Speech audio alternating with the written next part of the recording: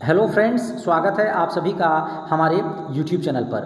Friends, आज सुबह की शुरुआत एक सकारात्मक खबर के साथ हुई। आप स्क्रीन पे देख पा रहे होंगे, अमर उजाला न्यूज़पेपर के प्रयागराज एडिशन में यह खबर प्रकाशित की गई है कि उत्तर प्रदेश शिक्षा सेवा चयन आयोग की नवनियुक्त अध्यक्ष महोदया द्वारा प्राथमिक शिक्षक भर्ती के लिए रिक्त पदों का अधियाचन बेसिक शिक्षा परिषद से मांगा गया है।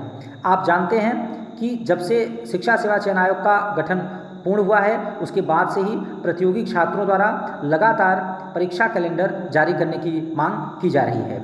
उसी संबंध में प्राथमिक शिक्षक भर्ती के लिए रिक्त पदों का अधियाचन अध्यक्ष महोदया द्वारा मांगा गया है। उसके बाद से अभ्यर्थियों में खुशी का माहौल था इस खबर के प्रकाशित होने के बाद से, पर आज शाम को ही एक लेटर और वायरल हो रहा है जिसमें जो अधियाचन मांगा गया है उसके संबंध में वांछित सूचना का प्रेषण किया गया है। और ये सुरेंद्र कुमार तिवारी, सचिव बेसिक शिक्षा परिषद के द्वारा ये लेटर का प्रेषण किया गया है।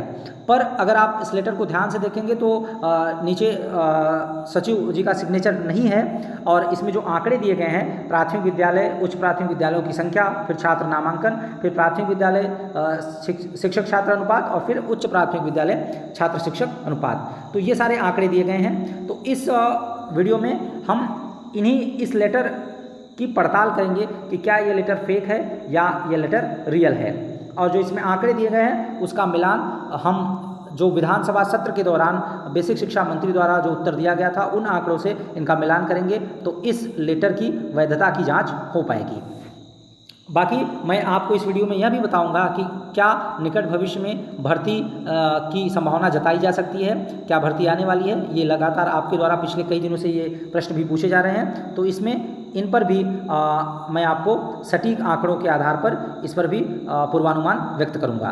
तो चलिए स्टार्ट करते हैं अपना आज का डिस्कशन बिना कोई समय गंवाए। तो आप क्लियरली देख पा रहे होंगे, यहाँ दो लेटर आपको दिख रहे हैं पैरेलल।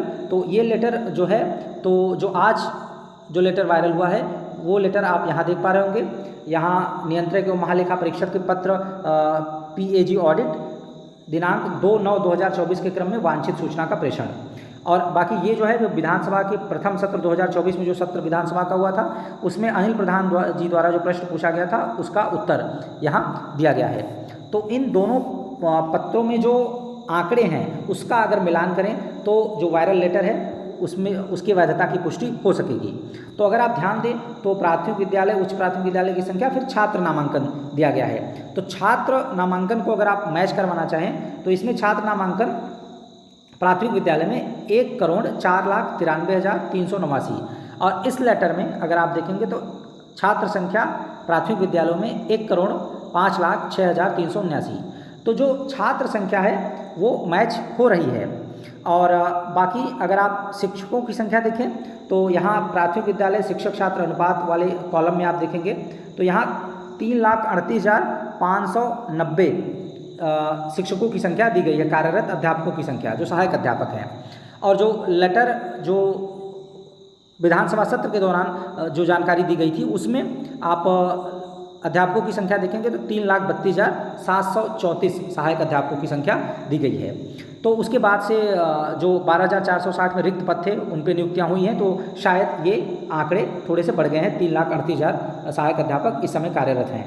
तो अगर आप प्रथम दृष्टया आंकड़ों को देखें तो आंकड़े तो पूर्णतः सही लग रहे हैं और सटीक लग रहे हैं। और जहाँ तक इस लेटर की बात करें, इस लेटर की वैधता की, तो ये लेटर चूँकि इसमें सचिव महोदय का सिग्नेचर नहीं हुआ है तो इसीलिए इस लेटर को हम वैध नहीं मान सकते।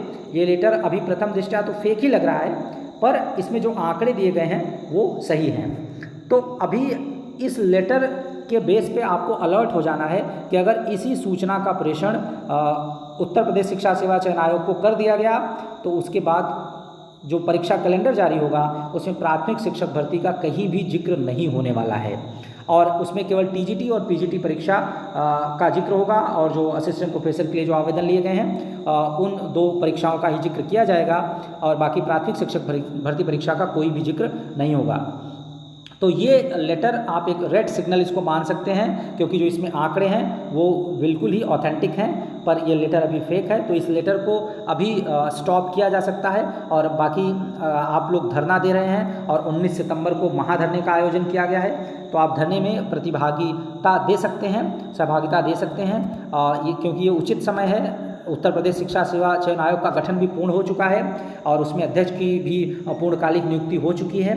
तो अगर आप अभी प्रयास करेंगे तो आपको सुखद परिणाम देखने को मिल सकते हैं। और विधानसभा उपचुनाव भी प्रस्तावित है उत्तर प्रदेश में, तो ये बिल्कुल ही सटीक समय है, आप जोर लगा सकते हैं। बाकी जो भर्ती आएगी, अगर तो भर्ती के आएगी तो बहुत ज़्यादा पदों पर भर्ती होने वाली नहीं है। भर्ती में पदों की संख्या कम ही रहेगी। जो आपको जो कोचिंग चैनल्स हैं वो अपना कोर्स बेचने के चक्कर में आपको 57,000 या ऐसे 78,000 97,000 भर्ती की बात कर रहे हैं, तो 52,000 भर्ती की बात करें, तो ये सारे आंकड़े अभी बिल्कुल भी ऑथेंटिक नहीं है।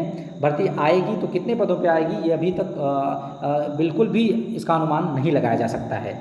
बाकी आप सकारात्मक रहें, आप अपना प्रयास जारी रखें और शासन स्तर तक अपनी बात पहुंचाएं, क्योंकि हो सकता है शासन स्तर पर दबाव बनने के पश्चात बेसिक शिक्षा परिषद को ये निर्देश दिया जाए कि जो अध्याचन मांगा गया है उसमें कुछ रिक्त पदों की घोषणा कर दी जाए और जो भर्ती परीक्षा का कैलेंडर जारी होगा उसमें भी प्राथमिक शिक्षक भर्ती का जिक्र कर दिया जाए।